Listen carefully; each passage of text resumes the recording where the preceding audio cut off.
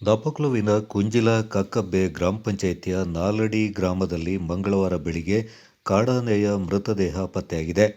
ನಾಲಡಿ ಗ್ರಾಮದ ಪರದಂಡ ಡಾಲಿ ಎಂಬವರ ಕಾಫಿ ತೋಟದಲ್ಲಿ ಕಾಡಾನೆಯೊಂದು ಮೃತಪಟ್ಟ ಸ್ಥಿತಿಯಲ್ಲಿ ಪತ್ತೆಯಾಗಿದೆ. ಪರದಂಡ ಡಾಲಿ ಅವರ ಕಾರ್ಮಿಕರು ಮಂಗಳವಾರ ಬೆಳಿಗ್ಗೆ ಮೃತದೇಹವನ್ನು ಕಂಡು ತಮ್ಮ ಮಾಲೀಕರಿಗೆ ವಿಷಯ ತಿಳಿಸಿದ್ದಾರೆ.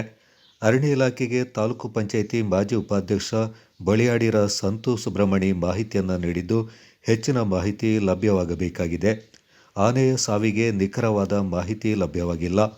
Kodagu channel news, Duggala Sadananda, Napoklu. ನಾಲಡಿ ಗ್ರಾಮದ ಪರದಂಡ ಡಾಲಿ ಅವರ ತೋಟದಲ್ಲಿದ್ದೇವೆ. ಒಂದು ಆನೆ ಸತ್ತೋಗಿದೆ. ಇಲ್ಲಿ ನಿನ್ನೆ ಮೊನ್ನೆಯಾಗಿ ಸತ್ತಿರಬಹುದು ಎನ್ನುವ ಒಂದು ಸಂಖ್ಯೆ ಇದೆ. ದೊಡ್ಡ ಆನೆ.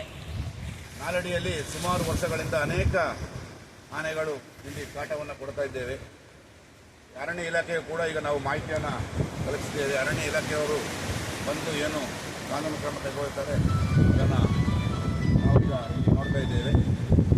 ಹೆಚ್ಚಿನ ಮಾಹಿತಿಗಾಗಿ ಫಾರೆಸ್ಟ್ ಅವರು ಬಂದ ಮೇಲೆ ನಮಗೆಲ್ಲ ವಿಷಯ ಗೊತ್ತಾಗ್ತದೆ.